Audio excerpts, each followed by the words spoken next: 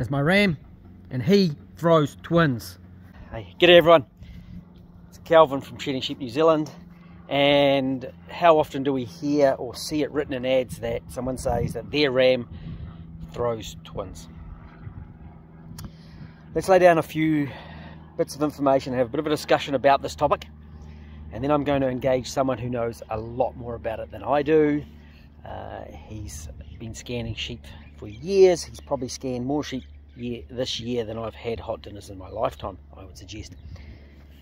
Right, let's lay down some information about the way this sheep breeding works. So if you can't handle animal breeding, this isn't the video for you. If you're going to get giggly when I use animal breeding terms, then, or get offended, then this isn't the video for you, and please just don't watch, because I'm not that interested in complaints. If I say something that's factually wrong, then I'd love that criticism, okay? But if you get upset at me saying ejaculation or sperm or hop on, then maybe just move along to another video. Thanks. Right, we have a ram. There's the ram. Right. Now that fella there, he can produce a lot of sperm. I've read lots of different studies on this and different measurements they've got, and they started talking like 10 to the 9th power. So like 3.9 to 10 of the 9th power, which is 3.9 billion sperm in one ejaculation. We've also seen figures of 2 to 3 billion per mil, and he's going to unload about 0.5 to 1.8 mils each time. He might be able to get off 10 to 20 times a day, and of course as the season progresses, the amount of sperm that he will be ejaculating will be reduced. I saw one study where it ended up down at 77 million. So, and production suggested around about 20 million per gram of testicle size. So that's the ram's part. Now the ewe, she is going to shed 1 or 2 or 3 eggs. That's pretty normal for a lot of breeds. Some breeds are going to shed a lot less eggs. Some breeds will only shed 1 egg. If they only shed 1 egg, they can only have 1 lamb. Now Granny here, in the time I've had her, has had 2 sets of triplets and 1 set of twins. She's also a very big ewe, which makes her more prone to shedding more eggs. She's also, she's probably about I'm thinking about a 7-year-old. So age makes a difference. Who are you? Now some breeds, the rarities such as the Finns, they are tending to have more. So quite normal for the Finns to shed 3 or 4 or maybe 5 eggs. And of course if a ewe only sheds 1 egg, she can only have 1 lamb. Regardless of him, the most you can have is 1. Other factors that help the ewe produce more eggs is this stuff, the grass that we feed them. And some grasses will make a difference to the number of eggs that they produce, both positively and negatively. Too much clover, some of the legumes, lucerne or alfalfa, depending where around the world, will affect the number of eggs a ewe will shed. 2021 Granny, that one, had little number 9 here. Little number 9 was the only one of my tudus that had twins last year. She's a little bit more predisposed to shedding more eggs and having more lambs than other ewes in my flock. Right, so we've got breeding. And the genes, we've got the age of the ewe. Little lamb, that one there, she hasn't cycled yet. So lambs are less likely to have multiples. So age, breeding, the genes, the size of the sheep. A big ewe is more likely to shed more eggs than a small ewe. And the health of the sheep, that's going to make a big difference. You'll also note in the markings, you can see that the ram really liked her, really liked her. And some others where he's kind of just done an obligatory hop on, right like that one there, and didn't really like that ewe so much. And that's a really interesting observation, and I've read a few studies about that too. And they had, there was one study I was reading where the rams were put with 8 ewes that were cycling or on heat, and ewes cycle every 17 days on average, and regardless, he only ever got 5. There were 3 he didn't care for. And I see it in my flock that sometimes you'll have one ewe that gets in and hogs that ram. She competes for that ram's attention, and she's going to get more ejaculations throughout the day, more sperm inside, increasing the chances. So I will see, even in my little flock, sometimes when there's a couple of ewes on heat, that the ram will be more focused on one ewe than the other. And that's got to affect fertility, doesn't it? And it's got to affect the ability or the number of offspring from those sheep. So back to the original question. This fella here, he was producing sperm 50 days before he even went out with the ewes, and he was starting to use those up. So he has to have reserves. Over the period he's with the ewes, his sperm production is going to reduce, or his sperm reserves are going to reduce, and also how much action he's getting each day. So what can we do as farmers to maximise that fella there, get the most lambs out of that fella there? Let's chat to Daniel and see how much of an influence he is actually having on lambs born.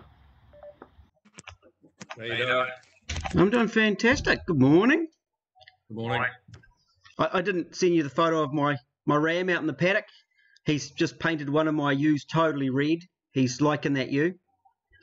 I was quite impressed with the colour of some of your ewes. Yeah, mate. Yeah, well, he certainly likes it because he's just swapped over. I swapped from my big boy, my big Aussie white cross. He's gone now down to Whangamomina, and I put my Wiltshire boy out. And of course, there was one ewe cycling, so he spent 24 hours with one ewe. So he's really got in there. We put a ram out on Friday, and he managed to mark 15 out of 28 ewes in 24 hours. That's pretty good going. Pretty good going, yeah. So I've had to call in someone who knows a whole lot more than me about this topic. I've got Daniel Wheeler here, and I will do some housekeeping, Daniel, and put your link to your Facebook page, Daniel Wheeler Livestock, in the description, because you're doing a few things that are a bit different. Can you tell us a little bit of a brief about yourself and your pregnancy scanning? Yeah, I've been scanning now for 32 years, started scanning in 1992.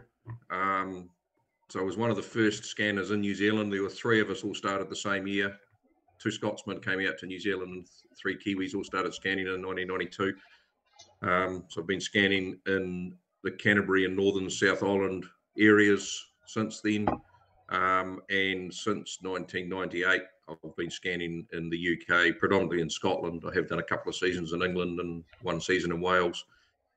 Been scanning in the UK as well. And I've had a trip to Australia scanning and a trip to Mexico scanning. So right, that's my real job. That's your real job. And your farm, you've got about 100 acres, and yeah, about 100 acres plus some lease land. We do some conservation grazing for the Christchurch City Council on some of their wetland areas, keeping grass down so wetland birds can nest. And we lease a few lifestyle blocks. We've developed a reasonably good system for grazing lifestyle blocks for other people. Yeah. So. Am I allowed to tell everyone the kind of sheep that you're trying to breed, or would you like to reveal that, or is that a trade secret at the present? No, that's not a trade secret. So the basis of my flock is a small fin flock. So I've got mostly all the pure ewes left, pure fin ewes left in New Zealand. There's a scattering of fin ewes around other places, but I've got 75 pure fin ewes, which would be the largest pure fin flock in New Zealand. And so I run them as a base, and then on top of that, I run 2 composites, which are based on fins. One's a Texel fin composite, and one is my Meatmaster composites, which is a shedding composite. So they are fin-based, obviously, and I've added Damara, Dorper, and Texel into that mix, shedding Texel into that mix to create a highly reproductive shedding ewe. So, and that's sort of designed as an outcross, as an alternative to the New Zealand Wiltshire that is so loved over here. Yes, yeah. So when I started with them, I've been breeding them since 2002. So when I started with them, I trialled Wiltshires and Dorpers, and both had quite big flaws. Wiltshires struggled predominantly with growth rate and lamb survival. Dorpers struggled with foot structure. And so then we had a shedding Texel that just cropped up by accident. So we used that, and then I used some Damara blood and decided at the time that Wiltshires were likely to be the main shedding breed in New Zealand. So by excluding Wiltshire from the mix, we provided an alternative cross that was going to give us maximum hybrid vigour if it was used over a Wiltshire flock. So that's where we've gone with that. Going back to our topic at hand, but of course all that is relevant with your fins particularly because they're incredibly fertile ewes. Yes, yeah. So typically our fins scan, we run a fairly high stocking rate, so our ewes are relatively small. They sit in the high 50 kilos. This year they're 57 kilos. Average mating weight last year they were 59 kilos. So reasonably small. The average ewe in New Zealand is 65 kilos. So typically our fins would scan between 270 and 290%.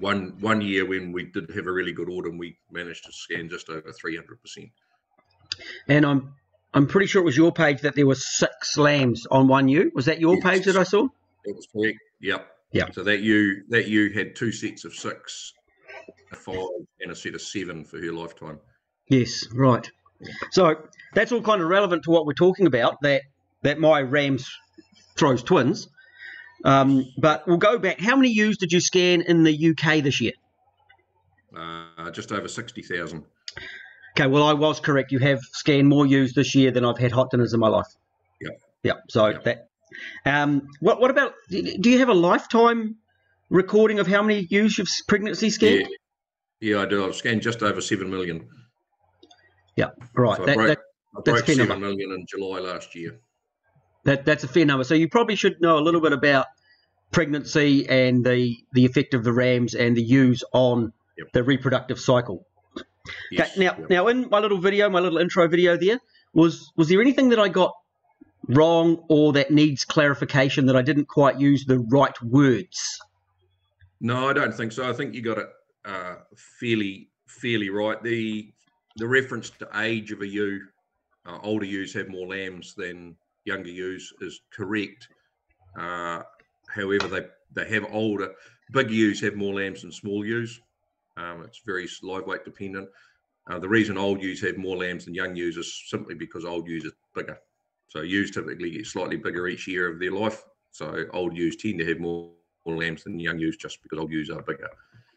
In our flock here, we weigh everything at mating, and there's about a 4 kilo lift each year of life. So each age group that's older is 4 kilos heavier than the one below it. Yeah, so I'm certainly looking at my ewes now, and because I've got a few extras, and I've always liked that bigger ewe. Yeah. So I can now go through and trim some of those bottom ones off. They're still good ewes for someone, but I'm wanting those numbers, and of course my land's pretty easy going.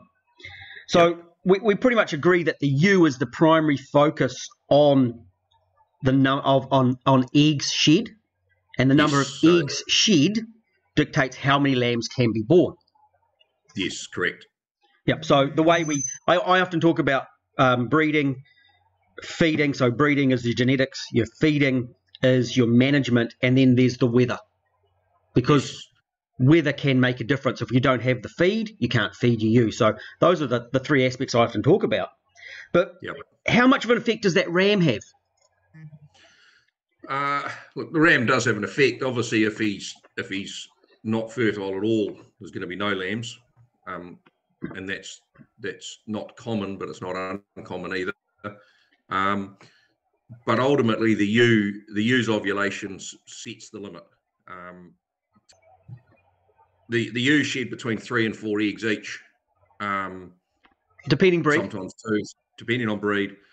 And the ram obviously fertilises them, but the ewe ultimately sets the amount that can be fertilised. So it's the ewe that controls the number of lambs born.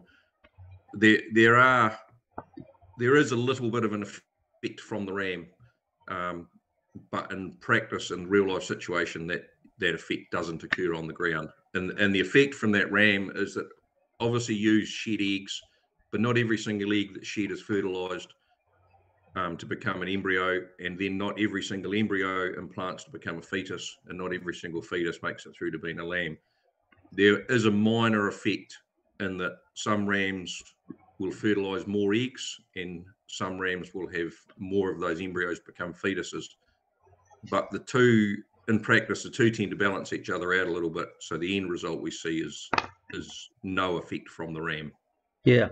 I was really, really lucky last year. No, the year before, sorry, where I managed to have a ram die just prior to tupping. I then got a replacement ram who had an injured testicle. That's even handier.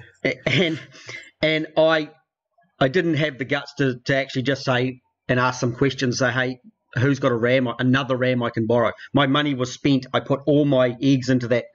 My budget was tight. Yep. All my money was spent on that ram. Injured testicle, a brucellosis test was clear. I put him out. And my lambing percentage was pathetic. My lamb survival was pathetic. There may have been other factors, but certainly that testicle, I believe, had an effect. Yes. And so I've hit that bad ram. And I think in a farming situation, if you're reliant on one ram, then the chances of that dud ram having a big influence on your lambing is greater. But if you have 8 rams go out with 600 ewes, you get one dud ram. The lamb to the ewe to ram ratio changes from 75 to 85 to 1. Yep. The other rams can take up the gap. Yep. There's quite a big difference in serving capacity of rams. A lot of registered pedigree flocks now use DNA parentage for their pedigree recording. So they'll be putting a large number of rams out with a large number of ewes and then DNA testing all the offspring. And the number of offspring per ram can be quite variable. I know in some instances, there's obviously rams will leave 0 or very few offspring, and there's other instances where single rams have left 400 odd offspring. So they've got a couple of hundred ewes pregnant on their own. So that's a combination of obviously serving capacity. The ewe's got to actually mate the ewe, and then there'll be the ability to get ewes pregnant once he's mated them. Yeah. So it is quite variable, but on the ground at the end, it's the ewe that sets that ovulation rate, that sets the number of twins or singles or triplets. Absolutely.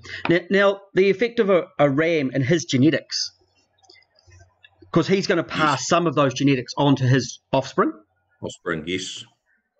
The ram is the primary driver of genetic gain. The ewe, the influence of any given ewe on genetic gain in a flock is close to 0, for a number of reasons. One is you are keeping quite a large number of ewes relative to the flock. So in most flocks, you would be keeping 25% of your ewe flock would be replacement ewes. And then the second effect is each individual ewe only has the opportunity to have a handful of lambs in their lifetime. So typically a ewe would lamb 5 times and perhaps have 7 or 8 lambs, of which half of them are ewe lambs. So she's likely to only have 3 or 4 ewe lambs, and there's probably only 1 or 2 of those ever going to make it into the ewe flock. The ram's going to mate, in a large flock of rams, going to mate 100 ewes. He's going to leave 150 offspring each year. He's going to have 75 daughters, of which 20 or 30 of them, or 15 to 25 of them, will make it into the ewe flock. So the ram is the primary driver of genetic gain.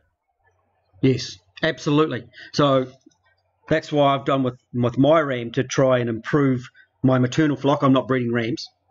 Yep. So upping the better rams that I can buy is important. Yes. Yep. And then I think with guys, and I've read some studies. I read studies on the mating ability of merinos, low fertility, Yes. of course. Yep. And they suggested 5 ewes a day. And we know in practice some rams will do a lot more. Yes. And they also have the situation, which I'm seeing in my flock, where the ram will favour a ewe. He will pick out one ewe that he really, really likes, and he will spend a lot of time with that ewe. You'll see mine, some are painted. And I think that's going to affect the amount of sperm deposited in each ewe. So that increases the chances of that ewe having more viable fetuses because she simply had more time with the ram. More time with the ram, yeah. Ewes, in-heat ewes are quite sexually aggressive as well. So ewes will push themselves to rams. So it may well not be the ram that's favouring that ewe. It might be that ewe that's a dominant ewe in the flock that's favouring that ram and keeping the other ewes away. Right. Okay.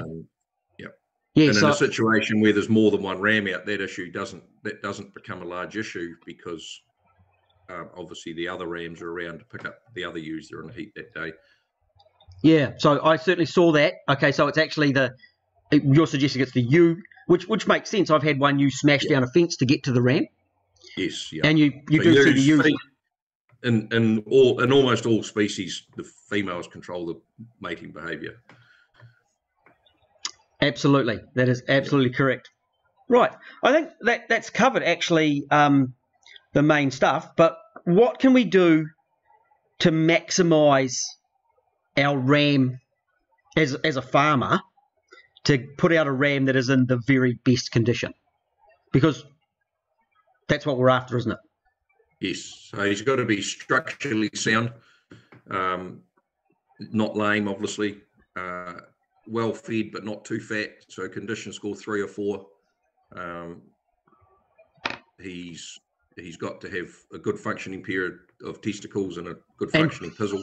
Bigger the better, except when it's swollen. Yes, bigger the better, but not swollen. Yeah. And they're the main things, but structural soundness is critical. He's got to be able to walk, and in a big flock on a big farm, a ram's got to do a lot of walking. Yeah.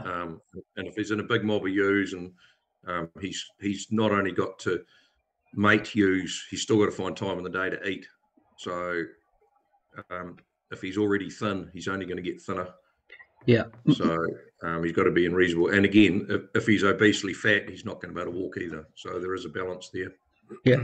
I think I got my ram in pretty good condition. I did read about the pulling them back too much. I was giving him supplement feed. He wasn't on a lot of green for the last week. He sort of tripped his paddock, but he was in good order. And he worked the whole season without going lame at all. There was no lame. I had him in the big paddock. And then in the peak, I brought them up and I grouped them up. Put them in the small paddock, so less walking. He still probably lost 10 kilos and a couple of one condition score at least. He peeled the weight off. And even actually my other ram who went out with 6 ewes, he still lost weight over that time because he was doing his due diligence. Yes. So keeping those rams in good order. And I think that ram to ewe ratio is important. Keeping that realistic. So if you lose one drops off for a couple of days. I think that's really important. I think we've pretty much clarified everything, that it is the ewe that is the primary driver. Yeah, she's the primary driver of the number of lambs born. Yeah. And you also, you had those Campbell Island things. Yes. One lamb, isn't it? The whole season. Pretty much one lamb, yeah. Because nature had selected them heavily against having 2 lambs. Yeah, so we've seen that. So you've got breeding of the ewe, you've got, and then you've got your fins, you've got the other end of the scale. So you had the most productive and the least productive out there. But it's primarily the ewe, but getting a good strong ram in good condition pretty much means the ram has minimal effect as long as he is doing his job. We mated Finn rams to Campbell ewes one year, and they still all had singles. Yeah. And then the genetic gains of rams, of course, passing on those desirable traits, not in the twinning of his direct offspring, of the ewes that he's siring, but of course his offspring have the ability to pass on those genetic gains. Hey, I think maybe another day we need to have a chat about what you're doing, and I would really like to spend some time discussing some of the SIL numbers. And it's so important these days for farmers to get away from just visually purchasing rams. Yes. High performance motorsport, I work on raw data and calculated algorithms, and so the sheep data for me is incredibly interesting, but it's only interesting if you take that time and see the benefits from it. Time to learn. And selecting rams just on visual, you're only using half the information at your disposal. If you're going to be spending a significant amount of money, and some rams are significantly expensive now, if you're only using half the information, then you're wasting your money. You might as well use all the information, visual, numbers, everything. And a little bit of insight of the numbers give you an insight of what the lambs will be like. Yes. Okay, that is fantastic. I think we'll call it a day. I've got work to do. You've got work to do. Hey, thanks so much for your time this morning. Cheers, Calvin. Thanks, mate. Catch you later. Thanks. See you, Daniel. Bye.